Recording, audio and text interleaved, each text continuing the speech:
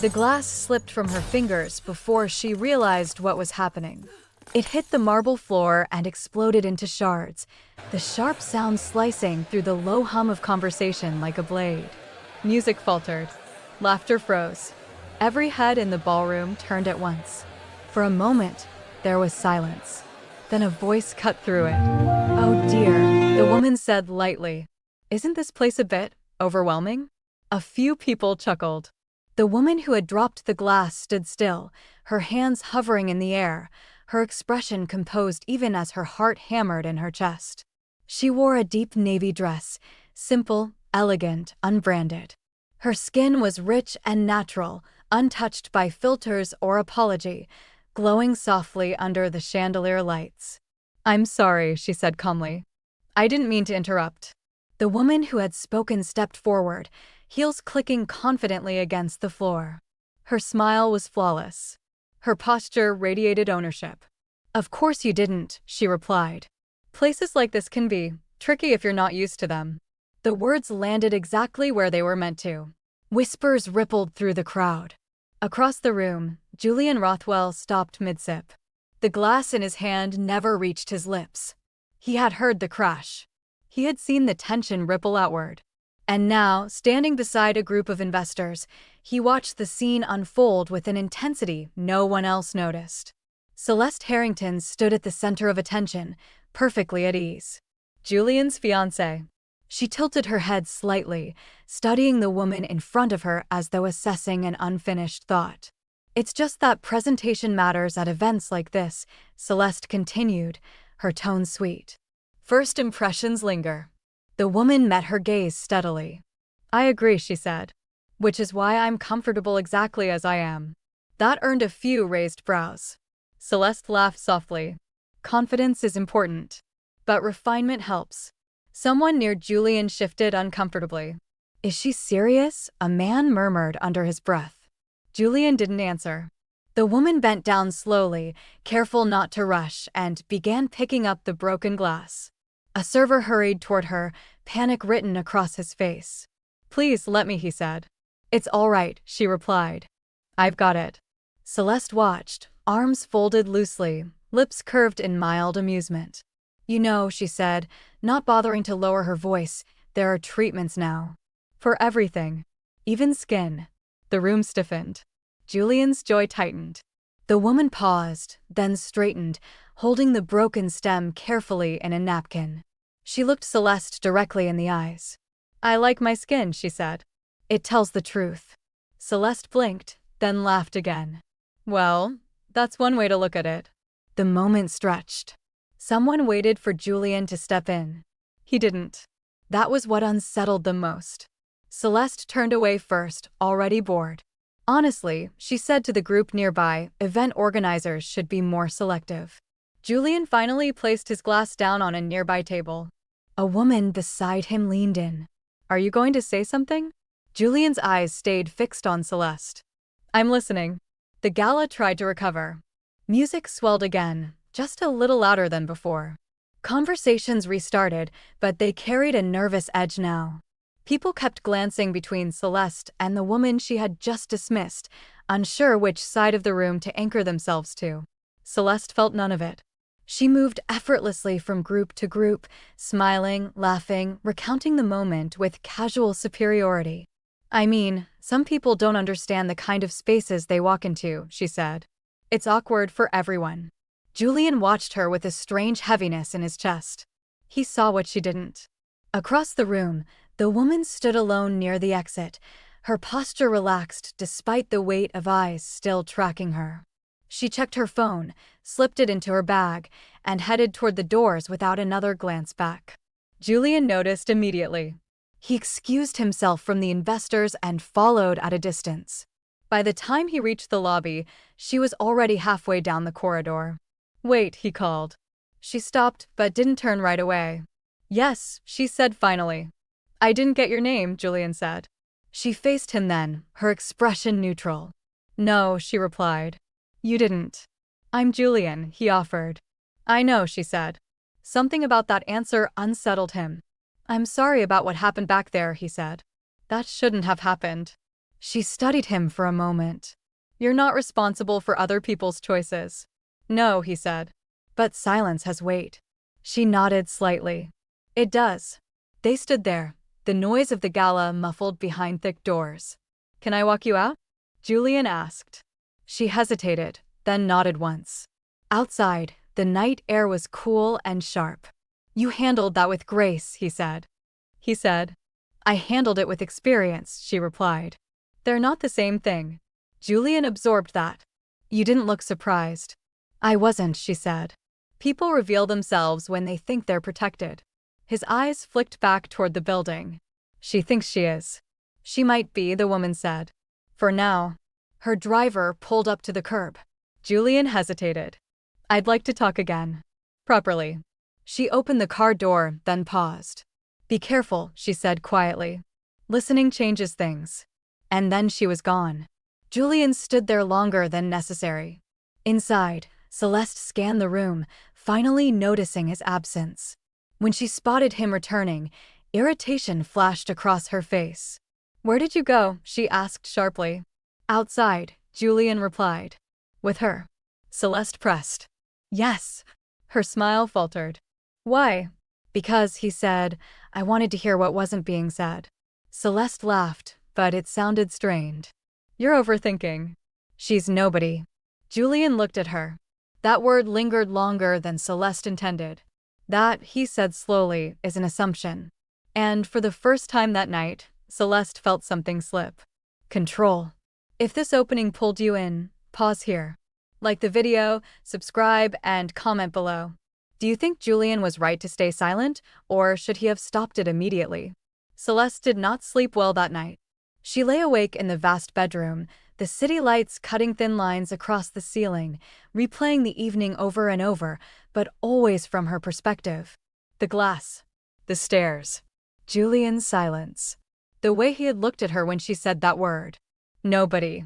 She rolled onto her side and reached across the bed. Empty. Her irritation flared instantly. She pushed herself up and padded into the living area, robe trailing behind her. Julian stood near the window, his back to her, phone pressed to his ear. "Yes," he said quietly. "I remember." "No, not the public filings. I want the early records. Before the restructure." Celeste stopped walking. "Everything," Julian continued. "Send it all." He ended the call and turned as she crossed her arms. "What was that about?" she asked. "Work," Julian replied. "At this hour?" Celeste scoffed. "You've never cared about timing before." Julian studied her. "There's a lot I didn't care about before." That made her pause. "You're still thinking about last night," she said flatly. "Yes," he answered. Celeste laughed sharply. "Unbelievable. One awkward moment, and suddenly you're acting like I committed a crime." "It wasn't awkward," Julian said. "It was deliberate." She waved her hand dismissively. "You're exaggerating." "Am I?" he asked. Celeste stepped closer. "You're letting a stranger get into your head." Julian shook his head. "No. I'm finally listening to my own." She frowned. "Who is she to you?" Julian hesitated just long enough for her to notice. "That's what this is about," Celeste said slowly. "You know her." "I knew her," Julian replied. "A long time ago." Celeste's joy tightened. "An ex?" "No," he said. "Something more complicated." Celeste laughed, but there was an edge to it now.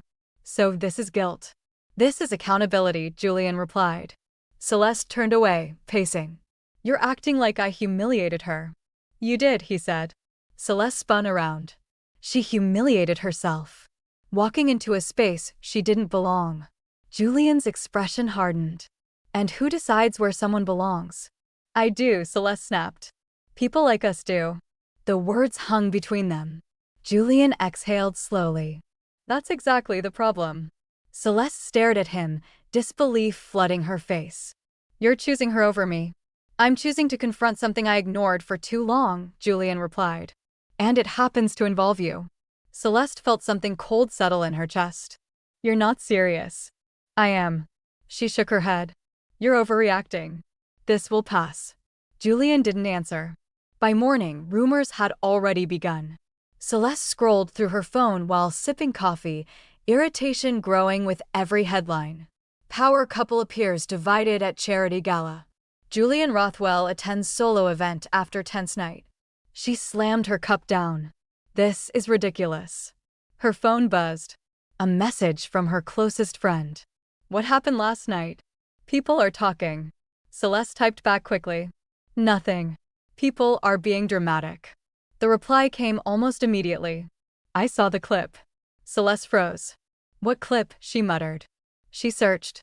The video was short. Grainy. Just long enough. Her voice was unmistakable. Presentation matters. The comments beneath it burned. That was unnecessary. Why is she talking to her like that? Julian looked uncomfortable.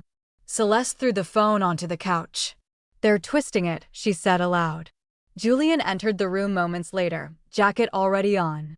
Where are you going? She demanded. To meet someone, he replied. To meet someone, he replied. Who? Someone I should have listened to years ago. Celeste laughed bitterly. So you're chasing ghosts now? Julian paused at the door. She warned me once. About what? About becoming someone who mistakes power for permission. Celeste scoffed. And you believed her? I ignored her, Julian said. And look where that got me. The door closed behind him. Celeste stood alone in the silence, her confidence beginning to crack. Across town, the woman sat in a quiet office, sunlight streaming through tall windows. She reviewed documents calmly, her expression focused, composed. A colleague leaned against the desk. You didn't have to attend that gala. I wanted to, she replied. Why? She smiled faintly. Sometimes it's important to see how far you've come. Her phone buzzed. Unknown number. She hesitated, then answered. Yes, it's Julian, the voice said. Thank you for picking up. She closed her eyes briefly. What do you want? To apologize properly, he said. And to listen, if you'll let me. A pause. Meet me, she said finally. But this isn't about closure. I understand. They met later that afternoon in a quiet boardroom far from cameras and champagne. Julian stood when she entered. You don't have to, she said. I know, he replied. But I want to. She took a seat. Say what you came to say. I should have defended you, Julian said. Not because you needed it, but because silence protects the wrong people. She studied him. You didn't stop her because you were still deciding who you wanted to be. He nodded. Yes. She leaned back. Then decide carefully. Julian swallowed. She doesn't know who you are. That was her choice, the woman replied. She never asked. And now? Julian asked. Now, she said calmly, you're being tested. He looked at her. By you. By yourself, she corrected. Meanwhile, Celeste was spiraling. She paced the penthouse, phone pressed to her ear. I need you to shut this down. Her publicist sighed. Celeste, it's already moving. So stop it. We can soften it, the publicist replied. But Julian's silence is making things worse. Celeste clenched her jaw. He'll come around. You should apologize, the publicist said carefully. Celeste scoffed. For what? Being honest? There was a pause. For being cruel. Celeste hung up. By evening, Julian returned. Celeste met him at the door. You met her again. Yes. Her voice trembled. What did she tell you? Nothing I didn't already know, Julian replied. And yet you're still here, Celeste said. With me. For now, he answered. That word unsettled her. For now, she repeated. Julian met her gaze. I need space. Celeste's breath hitched. You're leaving. I'm stepping back, he said. From the wedding. From the noise. She stared at him, disbelief giving way to fear. You can't do this. I can, Julian replied. And I am. Celeste's mask cracked. You think you're better than me, she whispered. No, Julian said. I think you showed me who you are. Silence swallowed the room. Celeste looked away first. And in that moment, she knew something irreversible had begun. If the tension is building for you, pause here. Like the video, subscribe, and comment below. Do you think Celeste is being judged too harshly, or has she already crossed the line? Julian did not return to the penthouse that night. Celeste noticed when the hours dragged past midnight and his side of the bed remained untouched. She told herself it was strategic, that he was trying to make a point. But when dawn crept in and the room stayed quiet, unease curled tight in her chest. She checked her phone. No messages. No missed calls. She exhaled sharply and stood, pacing the length of the living room as if movement alone could restore control. She replayed every word she had spoken at the gala, trimming them in her mind, polishing them into something that sounded less sharp. People were sensitive now. That didn't make her wrong. Her phone buzzed.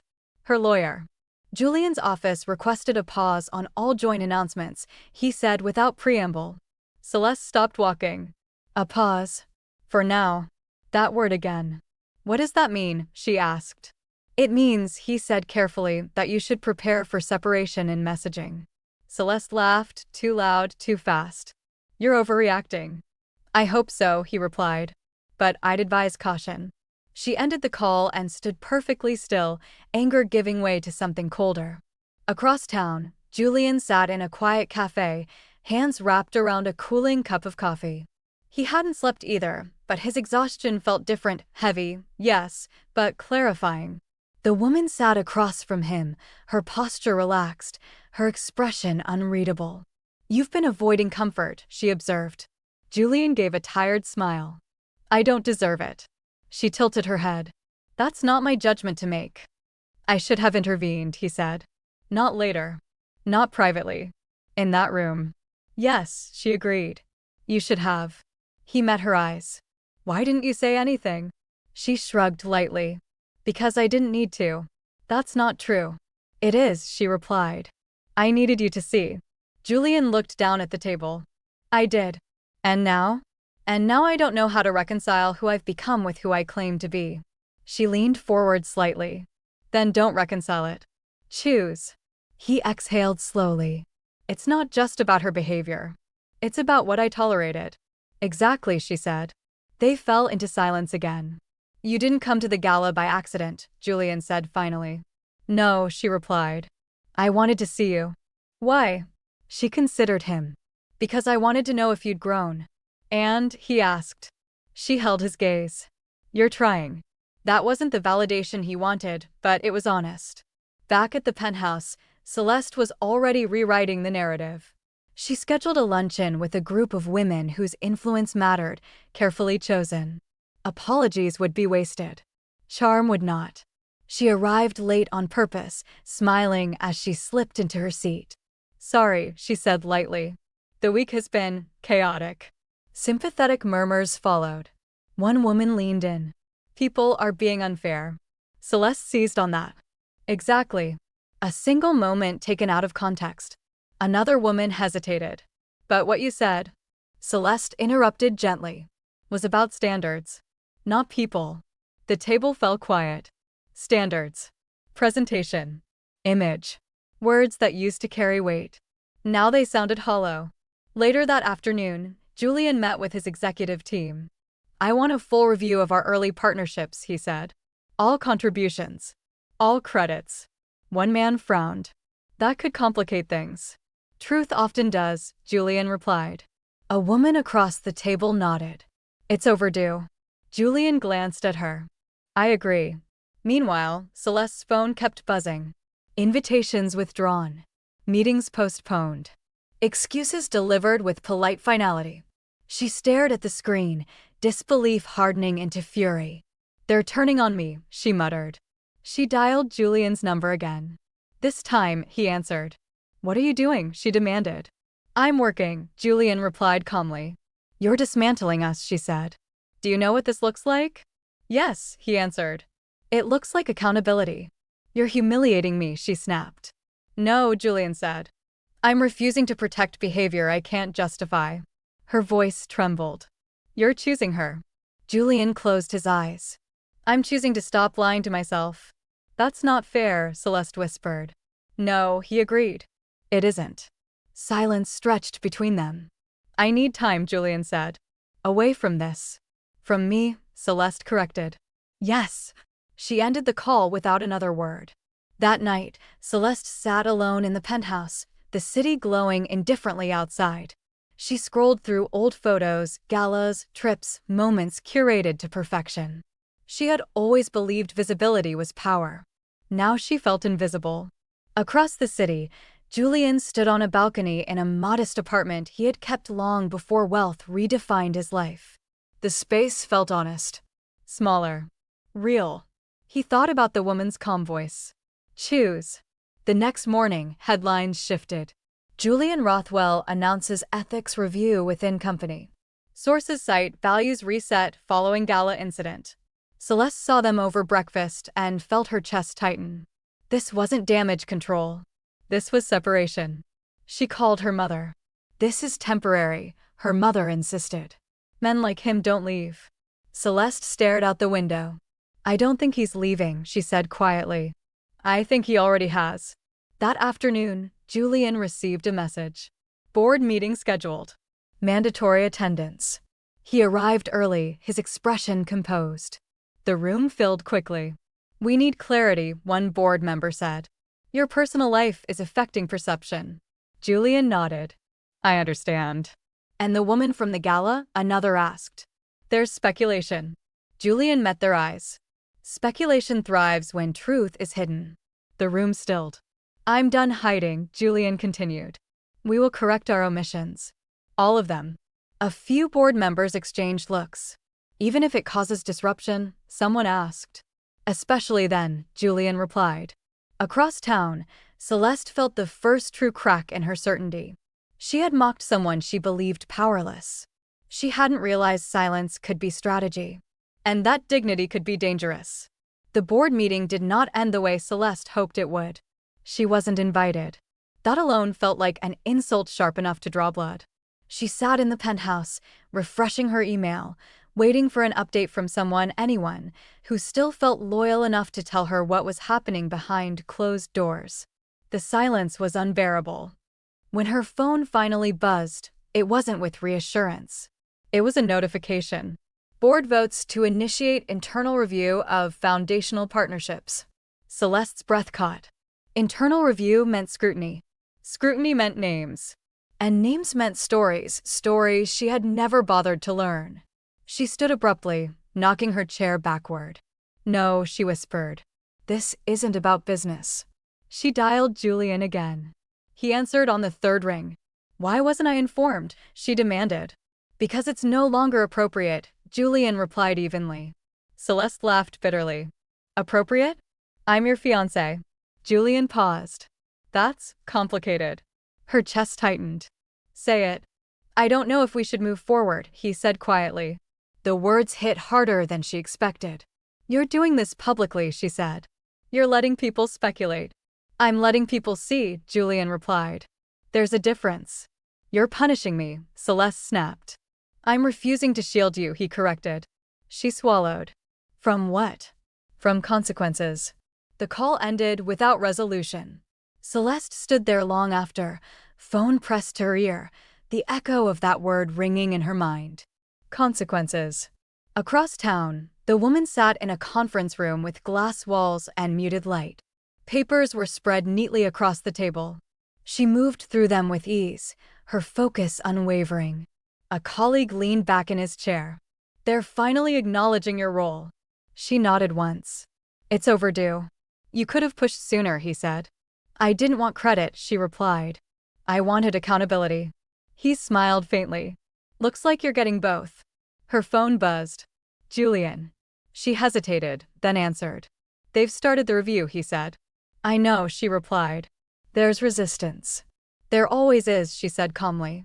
Truth disrupts comfort. Julian exhaled. She's spiraling.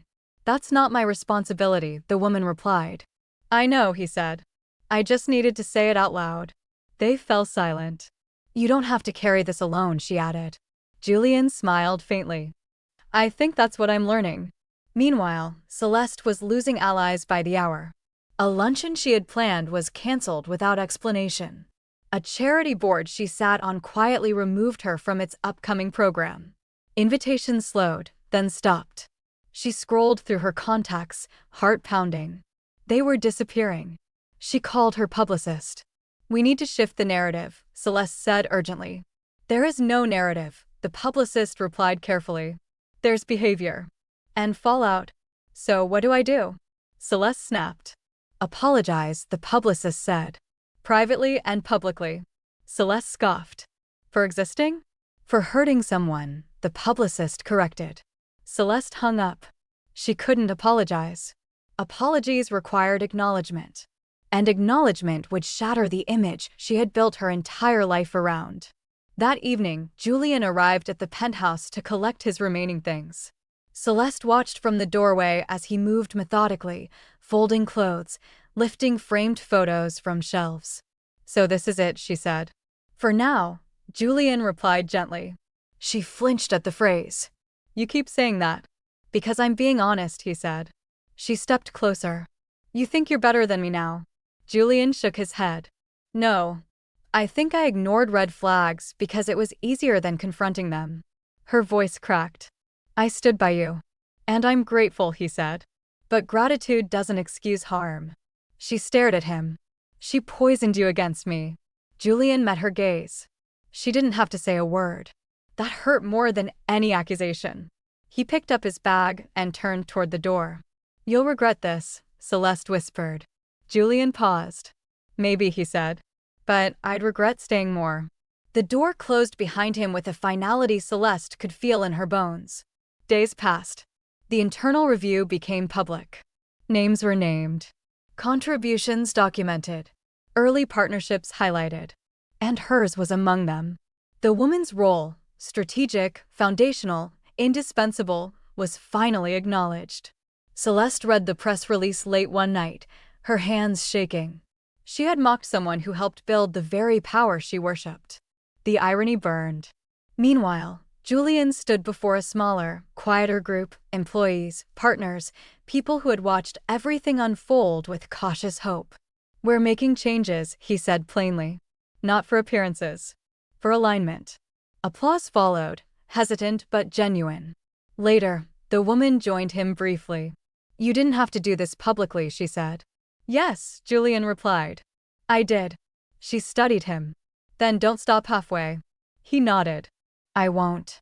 Across town, Celeste sat alone, staring at the city lights she once believed belonged to her. For the first time, she wondered if she had mistaken attention for authority. And if the woman she mocked had always been the one truly untouchable. If everything is tightening for you now, this is your moment. Like the video, subscribe, and comment below. Do you believe people change when they face consequences or only when they lose power? Julian ended it on a Tuesday. No dramatic interview. No public fight. No shouting match caught on camera. Just a clean statement released through his office before most people finished their morning coffee. The engagement between Julian Rothwell and Celeste Harrington has been formally dissolved. We ask for privacy as we move forward. Celeste read it twice, then a third time, her eyes scanning the words as if they might rearrange themselves into something kinder. They didn't. Her phone slipped from her fingers and landed on the carpet with a soft thud. Dissolved. A word with no emotion in it. No chance to argue with it. No room to negotiate. She sat on the edge of the bed, chest tight, throat burning, trying to breathe through disbelief. This isn't real, she whispered.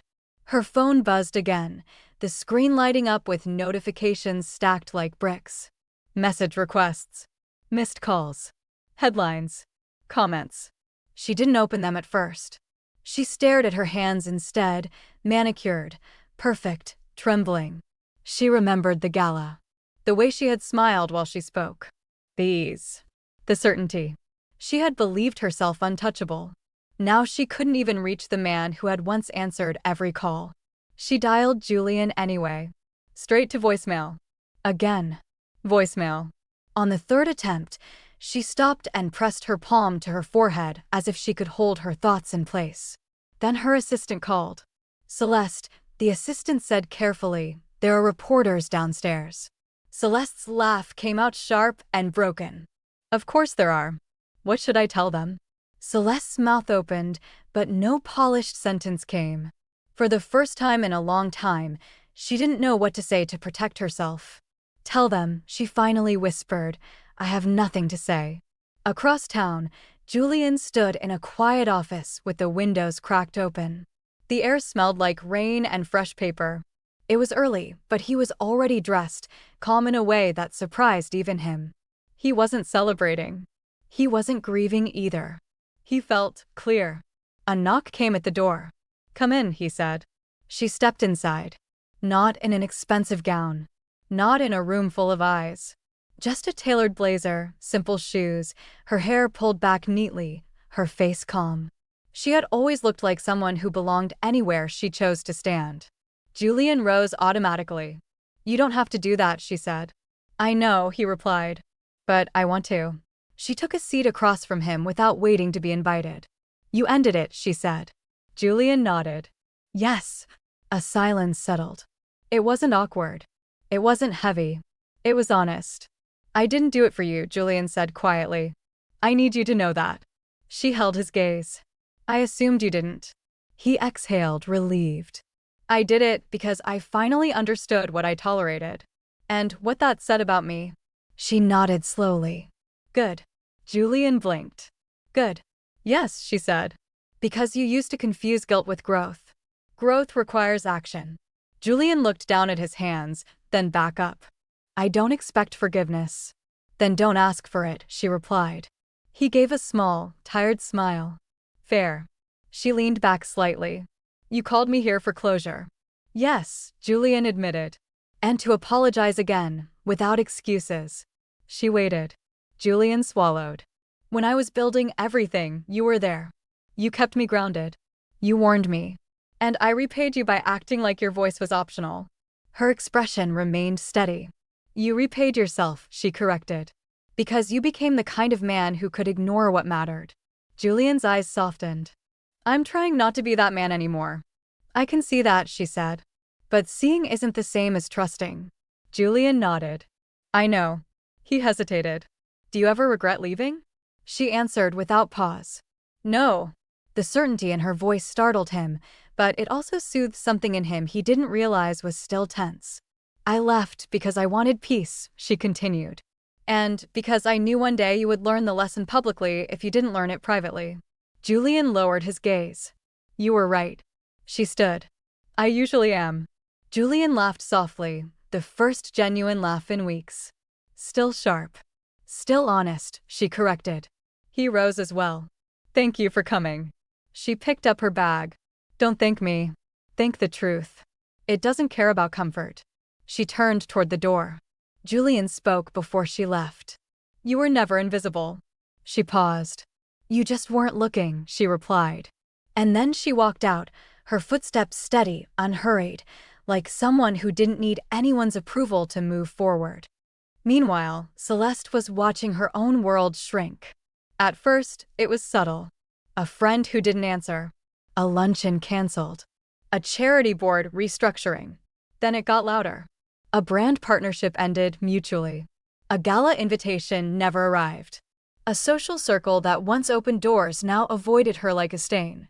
She sat in her living room at night, scrolling through her feed, watching people she had once laughed with post photos at events she used to dominate. Her phone buzzed. A message from her mother. "You need to apologize. Even if you don't mean it. Save yourself." Celeste stared at the screen, throat tightening. Save yourself. She thought about the woman again. Not the dress. Not the posture. The calm. The way she had stood in a room that wanted to shrink her and somehow remained full-sized. Celeste had never known that kind of strength. She had mistaken loudness for power. She had mistaken cruelty for confidence. And now, sitting alone in a penthouse that suddenly felt like a cage, she wondered if she had been untouchable at all, or just protected. Julian, on the other hand, chose a different kind of life. He began making changes that weren't designed for applause. He restored credit. He restructured leadership. He turned down deals that would have made headlines but compromised values. Some people called it a rebrand. He didn't bother correcting them. Months later, another charity event took place. Smaller. Quiet. Purpose-driven. Less champagne, more intention. Julian attended without cameras. Without an entourage. Without the need to be seen. And she was there. Not as a guest. not as an accessory, as the featured speaker. The room listened when she spoke, not because Julian was present, but because she carried authority that didn't require permission.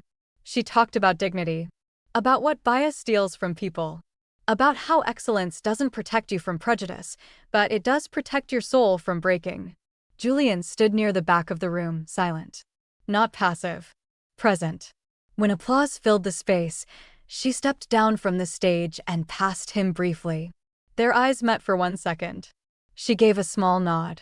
That was all. No reunion. No romance. No dramatic reconciliation. Just respect.